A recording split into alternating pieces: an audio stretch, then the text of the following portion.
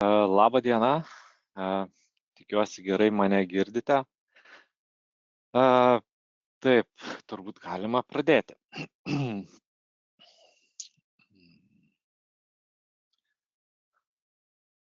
Taip, tai šiandien papasakosiu apie Energy Cost Assistant, naują įrankį, gal jau ne visai naują, jau beveik metus, kaip jį turime savo sprendimų krepšelėje. Taigi, apie Energy Cost Assistant ir kaip visa sistema padeda valdyti energiją su kaupikliais. Taigi, šiandien pristatysiu aš, Andrius, techninis patarėjas Baltijos šalims. Čia žemiau yra ir mano kontaktai. Jeigu reikės, galite susisiekti su manim, jei turėsite būtent apie Energy Cost Assistant klausimų, arba turėsite kažkokių kitų susijusių su Fronius sistema klausimų, tai galite susisiekti ir užduoti tos klausimus man tiesiogiai.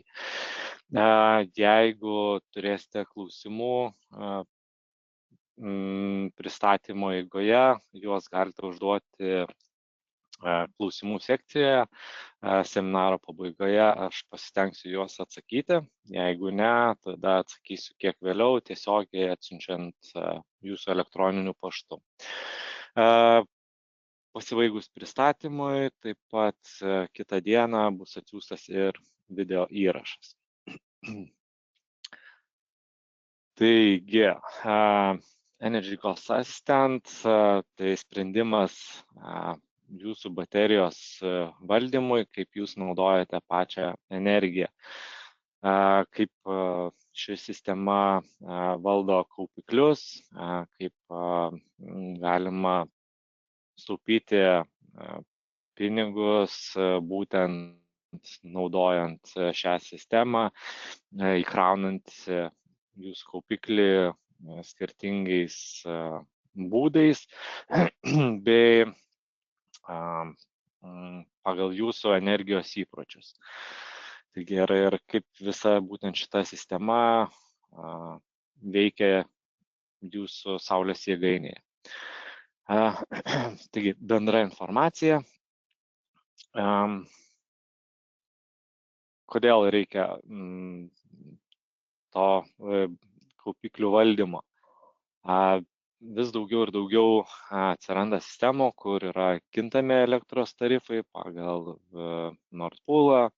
Tai taip pat, kai aukštos kainos būna ryte arba vakare, tai kaip turėti energijos, papildomos energijos būtent tada, kai energija yra brangi. Taip pat, kai yra kažkokie apribojimai, atidavimo į tinklus ribojimai, taip pat kai kuriuose šalyse vis labiau yra naudojama ir kaupikliai būtent valdyti tinklo apkrovas. Taigi, Fronius sprendimai tai yra standartinis, kai tiesiog kai yra energijos iš saulės, į kaupiklį tiekiama energija yra iš saulės. Yra kažkiek suvartojama, kažkiek tiesiai pakraunamas kaupiklis. Tai yra tiesioginis pagamintos energijos suvartojimas. Kitas sprendimas yra, kai mes rankiniu būdu per inverterio nustatymus galime reguliuoti, kada norime kaupiklis būtų įkrautas, iškrautas, kokia galia. Tai yra daroma inverterio nustatymuose, tiesiog susidedam, kuriuo laiku kaupiklis bus įkraunamas, iškraunamas ir tuos nustatymus galima pasidaryti rankiniu būdu. Kaip tą pasidaryti yra mūsų YouTube kanale, būtent Fronius Time Depend Battery Charging, būtent toks video, galite pasižiūrėti, ten yra nuodugniau paaiškinta, kaip galima rankiniu būdu pasikoreguoti. Ir tai yra naujasis Energy Cost Assistant režimas. Tai yra valdymas pagal kintamus tarifus ir automatinis visas veikimas, kai jums būtent pasileidus šį sprendimą, jums daugiau nereikia įvedinėti kažkokių parametrų, sistema dirba automatiškai. Taigi, ką daro Energy Cost Assistant? Tai būtent geriausiu būdu jinai nustato, kada įkrauti ir iškrauti energiją pagal tam tikrus parametrus. Tai ši sistema būtent skaičiuoja 5 pagrindinius parametrus. Tai yra numato, kokia bus gamyba iš saulės, kiek energijos būtent tą dieną bus sugeneruota būtent iš saulės. Tai yra įmama meteorologiniai duomenės pagal būtent konkrečią jūsų saulės jėgainę, pagal kaip nukreipti saulės moduliai, kokio dydžio, kokiu kampu nukreipti patys moduliai, būtent apskaičiuojam. Taip pat numatomas energijos suvartojimas pagal dirbtinį intelektą, stebima, kiek įprastai jūsų sistema kiekvieną valandą, kiekvieną dieną, kiekvienu paros laikotarpiu, kiek jūsų buityje yra energijos suvartojama. Ta stebi ir prognozuoja į ateitį, kiek jums ateinančią dieną reikės tos energijos. Tai šį parametrą žiūri. Taip pat, jeigu jūsų sistemoje yra reikalinga ir lankstus energijos tarifai, tai yra kiekvieną valandą, 15 minučių, kaip skiriasi energijos kaina, tą taip pat įvertina ir stengiasi, jeigu yra poreikis krauti kaupiklį, kai yra žema kaina, o nėra pakankamai energijos iš saulės. Taip pat pagal kaupiklio įkrovimo lygį, jeigu esate nustatę, kad kaupiklis būtų įkraunamas, tarkime, nežinau, iki 80%, bet ne mažiau kaip 50%, tai jisai šį rodiklį taip pat įvertina. Ir jeigu yra kažkokie apribojimai, tarkime, atidavimas į tinklą 1 kW, tai tada jisai taip pat įvertina ir šį parametrą. Pagrindiniai tikslai tai yra sutaupyti energijos, rezervuoti kaupiklyje energiją tada, kada jos jums reikės.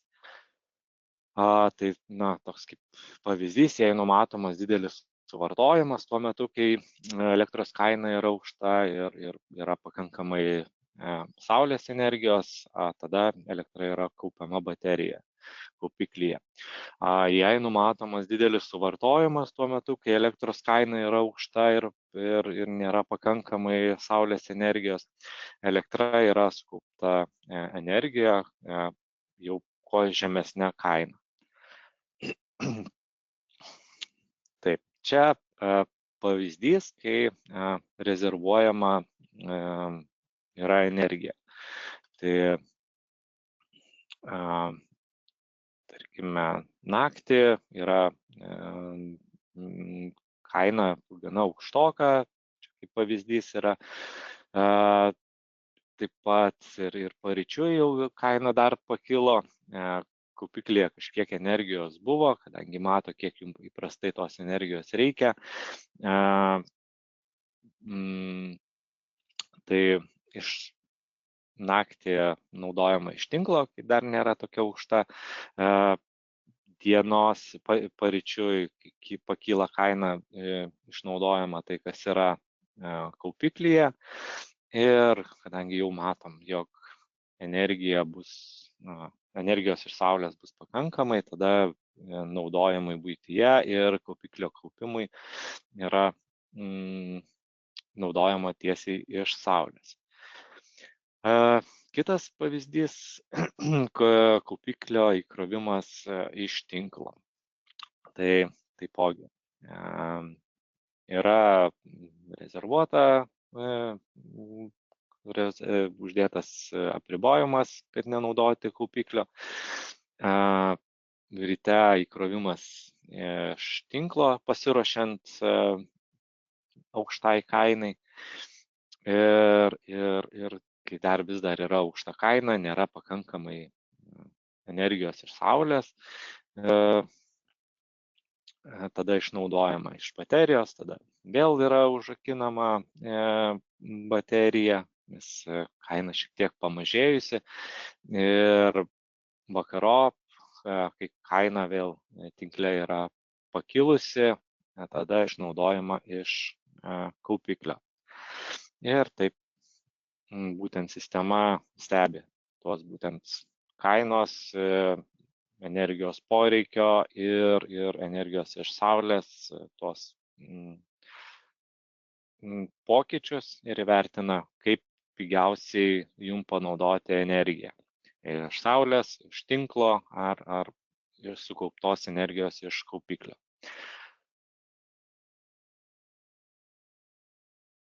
Taip, atidėtas kaupiklio krovimas, jei yra numatomi kažkokie apribojimai, tai kaupiklyje yra atidėtas įkrovimas.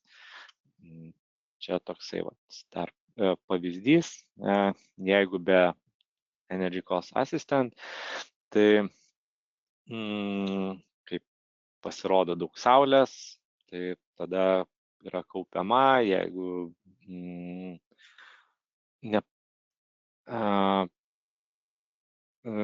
čia nepanaudota energija, būtent kuri atiduodama į tinklus.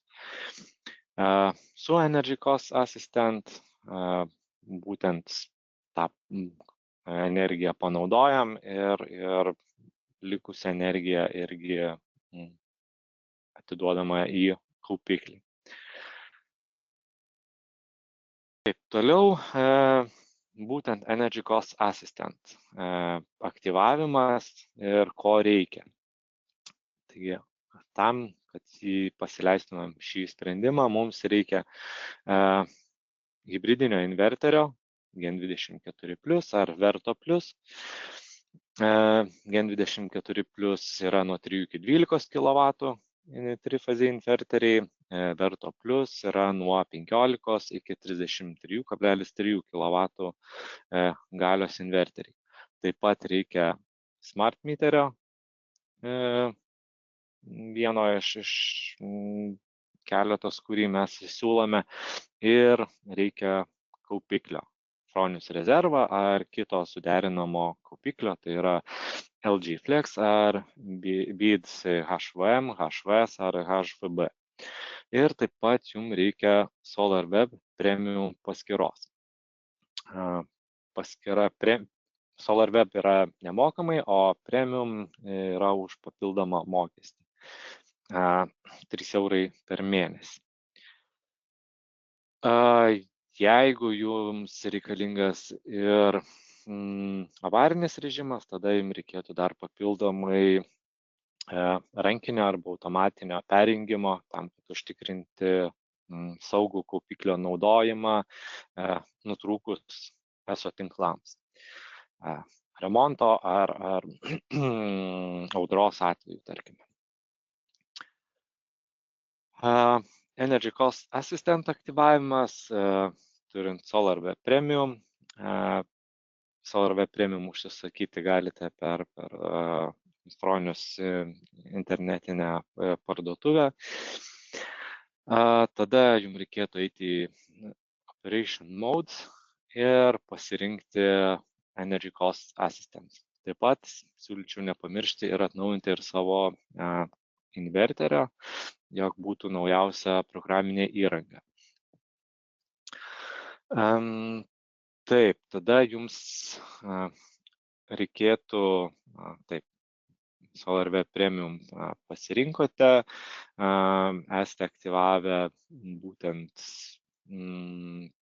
pagamintos energijos parametrus. Čia pasirinkant Energy Cost Assistant galite aktyvuoti. Jeigu dar to nesate padarę, ten tiesiog keletą parametrų apie savo jėgainę nusistatyti. Taip pat atsinaujinti inverterį ir tada nustatyti tarifus. Pasirinkant juos, jeigu naudojate lanksčius tarifus, pasirinkti tiesiog būtent šitos lanksčius tarifus. Taip.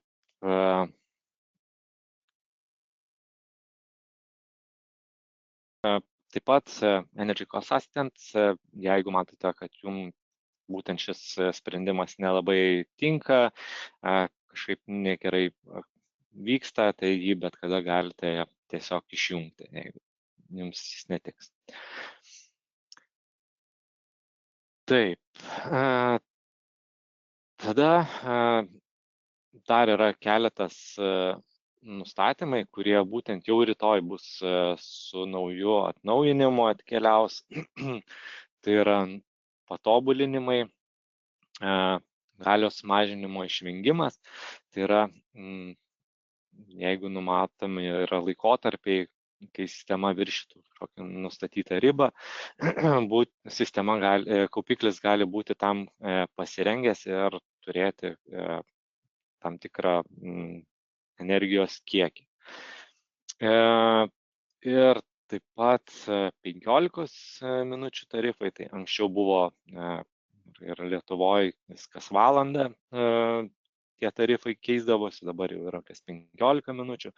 Tai būtent su rytojaus atnaujinimu, lapkričio 5-osios atnaujinimu bus pakeista, jog kas 15 minučių atnaujins būtent tas kainas.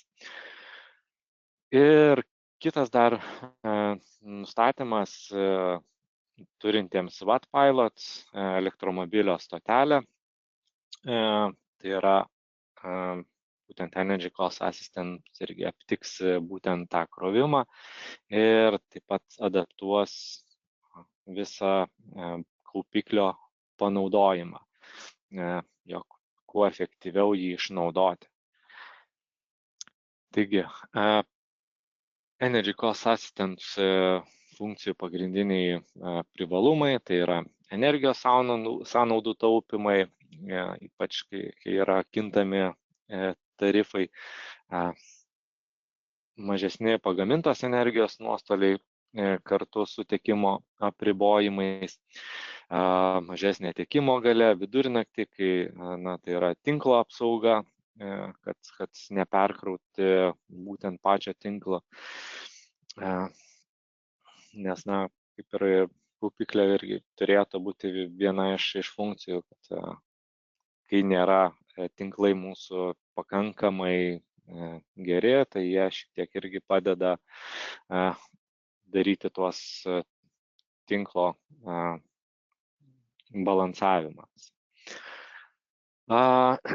Ir kaupikliai krovimas iš tinklo, tai yra atsarginis energijos rezervas, tada, kada jums labiausiai to reikia.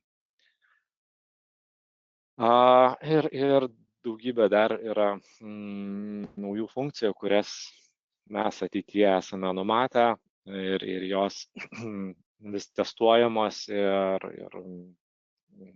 nuolat bus papildoma Energy Cost Assistant, jog būtent ši sistema apimtų daugiau sprendimų, daugiau patogaus valdymo būtent kaupiklio, kuo mažiau jums reikėtų sukti galvą, tiesiog jūs pasileidote Energy Cost Assistant ir kuo efektyviau išnaudojate būtent visą savo saulės jėgainę.